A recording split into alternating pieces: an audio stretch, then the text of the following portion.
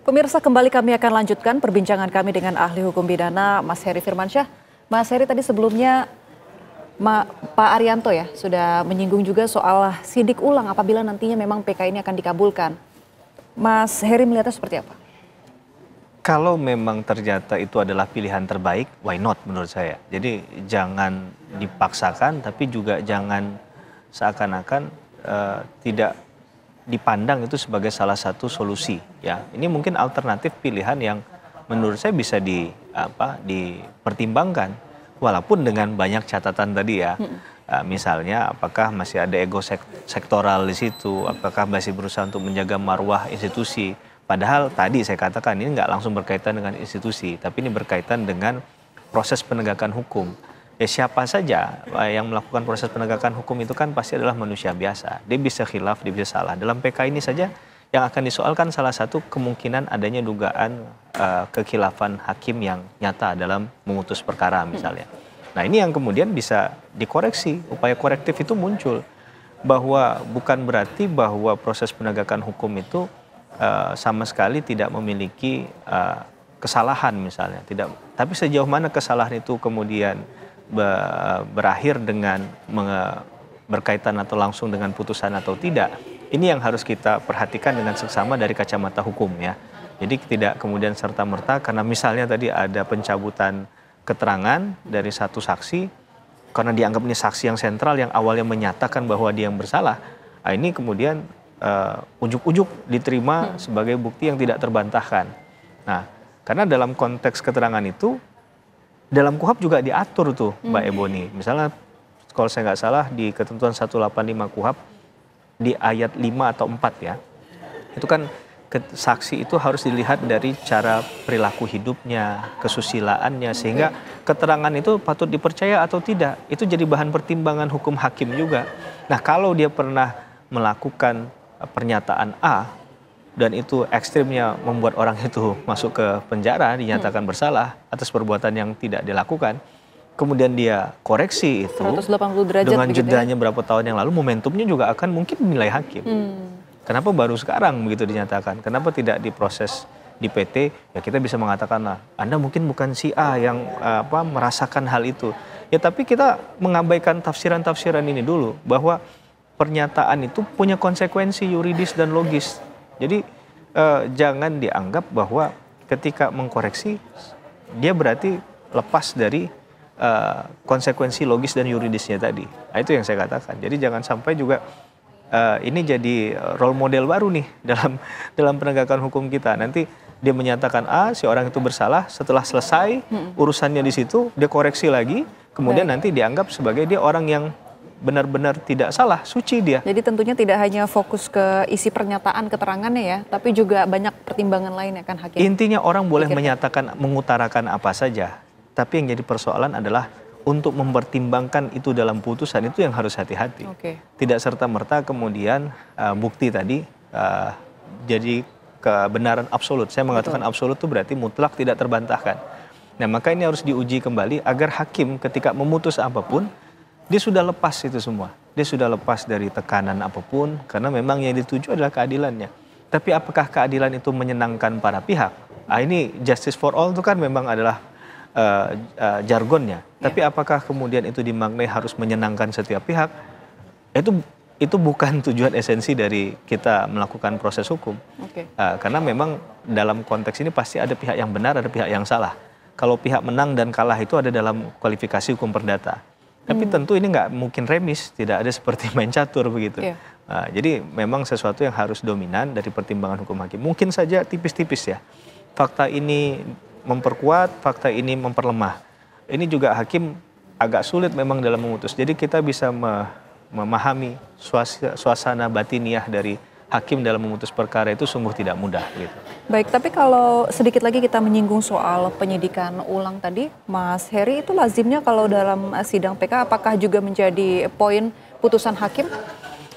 Ya mungkin kalau ekstrim ya, karena kita bicara putusan itu ya sebenarnya menurut saya tidak ada guidance yang seperti apa. Banyak sekali putusan-putusan di Indonesia ini baik di level di PN, PT sampai ke PK, kasasi maupun di putusan Mahkamah Konstitusi juga bisa kita perdebatkan sebenarnya menurut versinya kita masing-masing. Jadi kalaupun ada irah-irah putusan tadi yang kemudian meminta untuk melakukan katakanlah pemeriksaan ulang atau penyidikan ulang, itu tentu suatu pertimbangan hukum hakim yang matang sampai pada putusan tadi.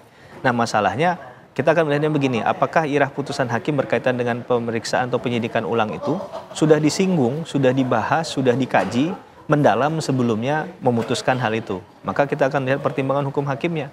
Rasio desidendinya dalam memutus itu penting untuk dibaca. Jadi jangan hanya melihat putusan. Kadang mungkin saja putusannya terlihat keren, tapi ternyata pertimbangan hukumnya tidak cukup sebenarnya mengantarkan ke hal yang itu gitu.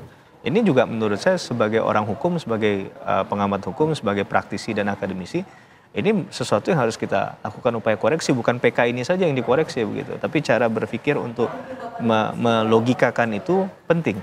Jadi kita nggak hanya bicara tentang hasil akhir, tapi proses ini juga harus benar. Gitu. Oke, Mas Heri, kalau kita kembali lagi ya berandai ya, kita misalnya nanti majelis hakim mengabulkan PK Saka Tatal, konsekuensi untuk majelis hakim yang memutus kasus ini apa? Termasuk juga nanti dengan jaksa, bagaimana konsekuensi terhadap mereka? Mungkin ilmu hukum acara pidana saya tidak dalam sekali begitu ya. Tapi yang sependek pengetahuan saya tidak ada upaya korektif dalam hal katakanlah sanksi pidana. Tapi mungkin secara internal saya nggak tahu ya. Kalau memang ini dirasa perlu, masing-masing mungkin akan memanggil pihak-pihak tadi.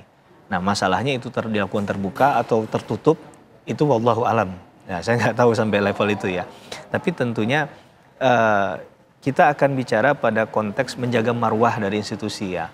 Untuk menjaga marwah itu kita nggak mengatakan ada kesengajaan di sana, karena bahasa dalam konteks ini adalah kekhilafan. Kekhilafan itu berarti mungkin tidak sengaja. Nah, maka yang perlu dikoreksi adalah bagaimana kemudian memperbaiki hal ini ke depan agar tidak terjadi lagi. Yang tadi saya katakan bahwa judek faksi itu harus selesai di judek faksi.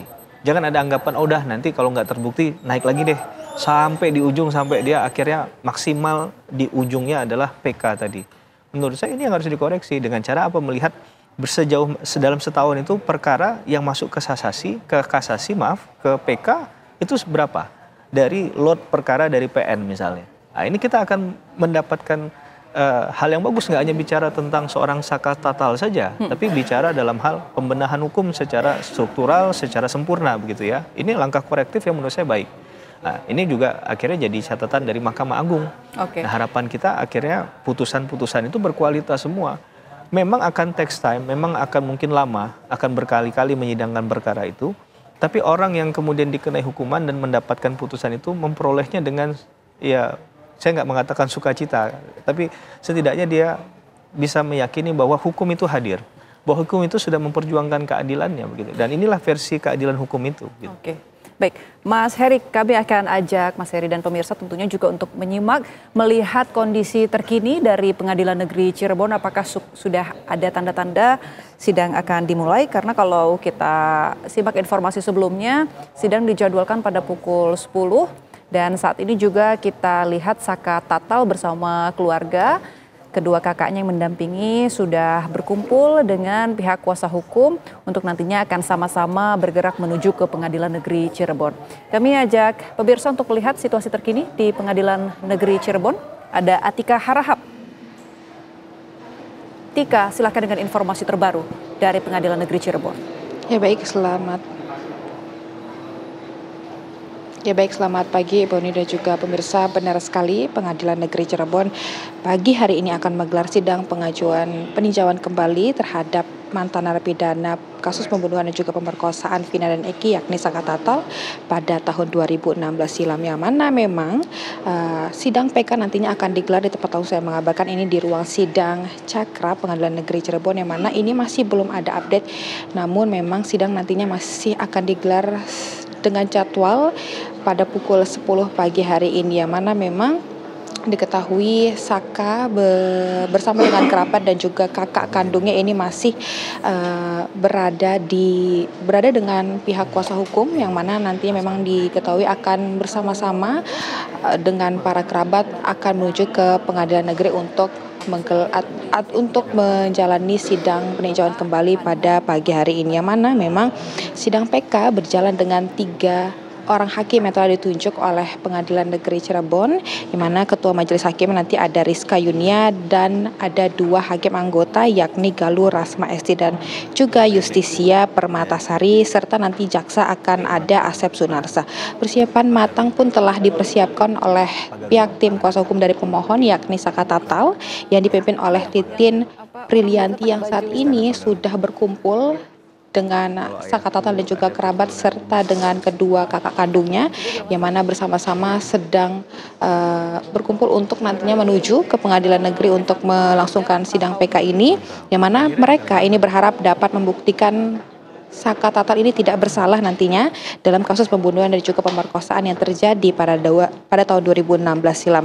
Dalam sidang PK perdana Saka Tatal ini, pihak kuasa hukum akan membawa sejumlah ataupun 13 memori novum atau bukti baru yang akan dihadirkan dalam persidangan PK hari ini. Selain itu, ketua dari kuasa hukum yakni Titin Prilianti juga selaku kuasa hukumnya Saka Tatal telah mengatakan bahwa dirinya berkontribusi sebanyak 4 novum dari 13 novum yang telah dihadirkan, yang itu sifatnya visual, yang menurutnya ini dapat menggambarkan secara jelas dan juga nyata terkait kondisi apa yang terjadi di 2016 silam, yang mana itu mereka berharap dapat dikoreksi kembali oleh pihak Pengadilan Negeri Cirebon pada sidang PK hari ini. Pihak kuasa hukum pun mengaku optimis dalam PK Saka Tatal. Pasalnya salah satu saksi kunci lainnya yang memang beberapa hari lalu ini telah memberikan pengakuannya kepada para publik yakni Dede yang telah mengungkapkan kejelasan dari kasus kematian Vina dan juga Eki yang mana sebelumnya ini belum pernah dihadirkan dalam persidangan di tahun 2016 silam, yang mana beberapa hari lalu ini Dede Siswanto mengungkapkan pengakuannya kepada publik apa yang terjadi kepada Dede dan juga Aib yang melakukan ataupun memberikan laporan palsu ke Polres Cirebon, yang mana ini atas arahan dari Ibtu Rudiana atau ayah dari korban yakni Eki. Pernyataan Dede itu pun menjadi salah satu novum ataupun bukti baru yang akan dihadirkan oleh pihak kuasa hukum pada sidang PK Saka Tatal hari ini, yang mana dari pihak Saka Tatal pun bersama dengan kerabat sejak pukul 7 pagi tadi sudah berkumpul bersama-sama, beroptimis dan berdoa untuk berjalannya sidang PK ini agar lancar, dan dari kerabatnya ini pun optimis 100% untuk dapat membuktikan kebenaran atas kasus pembunuhan dan juga pemerkosaan Vina ini, yang mana mereka juga melakukan hadirnya slogan-slogan yang mana bertuliskan kembalikan nama baik Saka dan juga menegakkan keadilan. Dan untuk persiapan di sini memang masih sejauh ini sidang masih akan diagendakan berjalan sesuai dengan agenda awalnya yakni di pukul 10 pagi, yang mana di sini para di suasana di ruang sidang Cakra yang mana nantinya ini sidang PK akan berlangsung ini sudah mulai terisi oleh pihak-pihak yang akan melihat nanti langsungnya berjalannya sidang PK ini. Dan di depan Pengadilan Negeri Cirebon pun dari pihak pengamanan, yang mana memang Pengadilan Negeri Cirebon ini bekerja sama dengan Polres Cirebon untuk melakukan pengamanan, yang mana sudah terparkir mobil pihak kepolisian dan juga dari pihak Pengadilan Negeri Cirebon ini sudah melakukan serangkaian pengamanan. Dan memang kami masih para awak media memang menunggu kedatangan dari pihak pemohon yakni Saka Tatal beserta dengan kuasa hukumnya untuk nantinya akan digelar sidang PK Saka Tatal pada pukul 10 pagi hari nanti. Dan tentunya kami akan masih terus memantau bagaimana jalannya sidang PK pada pukul 10 pagi ini. Demikian kembali ke studio Ebony. Baik, terima kasih Atika Harahap melaporkan langsung dari Pengadilan Negeri Cirebon, Jawa Barat. Tentunya kita sama-sama menanti jalannya sidang PK Saka Tatal yang akan dijadwalkan mulai pada pukul 10 waktu Indonesia Barat pagi ini. Dan pemirsa, Breaking News TV One masih akan kembali sesaat lagi. Tetaplah bersama kami.